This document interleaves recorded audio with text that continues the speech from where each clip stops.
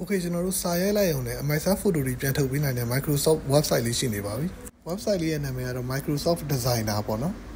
website လေးထဲဝင်ပြီးသွားလို့ရှိရင်ကျွန်တော်တို့ image တွေကိုတွားပြီးတော့စာလေးရိုက်လိုက်အောင်လည်းပေါ့နော်ကိုကြိုက်တဲ့ photo မျိုးတွေကိုကျွန်တော်တို့ create လုပ်လို့ရပါတယ်လက်ရှိသုံးကြည့်တဲ့လောက်ကတော့သူ့ AI ကမထင်မှတ်ထားလောက်အောင်ကိုတော်တော်လေးကောင်းတာတွေ့ရပါတယ်ခင်ဗျဒါဆိုလို့ရှိရင်လည်းကျွန်တော် Galaxy တွေကြားထဲမှာအလှပြနေတဲ့ကောင်မလေးဆိုပြီးရိုက်လိုက်တာသူပြန်ထုတ်ပေးတဲ့ result ကတော်တော်လေးကိုမှကောင်းတာပေါ့နော်ဒီ Microsoft AI ရဲ့ creation ဘိုင်းကိုပဲကြည့်ကြည့်ဒီ photo concept တွေကိုနားလည်နိုင်ဖို့အစွမ်းကိုပဲကြည့်ကြည့်ပေါ့နော်တော်တော်လေးကိုအထင်ကြီးစရာပါပဲခင်ဗျပြီးရင်ကျွန်တော်တို့သူ့ website ထဲမှာပဲပေါ့နော်သူ့ AI ကိုသုံးပြီးတော့ profile photo လှလှလေးတွေဖန်တီးခြင်းတဲ့လူတွေတော့ပေါ့နော်အမိုက်သား avatar လေးတွေကို create လုပ်လို့ရပါသေးတယ်ခင်ဗျပြီးရင်ကျွန်တော်တို့ကိုယ်ပိုင် exclusive ဖြစ်တဲ့ဒီ icon လေးတွေဖန်တီးဖို့အတွက်လည်းသူ့မှာပါတယ်ပေါ့နော်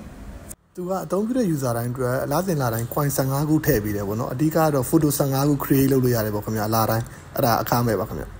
ဆိုတော့ဒီ Microsoft ရဲ့အရင်မိုက်တဲ့ AI လေးကိုအားလုံးကိုသုံးကြည့်ဖို့ကျွန်တော်အကြံပေးပါတယ်ခင်ဗျဆုံးဖြတ်ကြည့်ပေးတဲ့အတွက်အားလုံးကိုကျေးဇူးတင်ပါတယ်ခင်ဗျ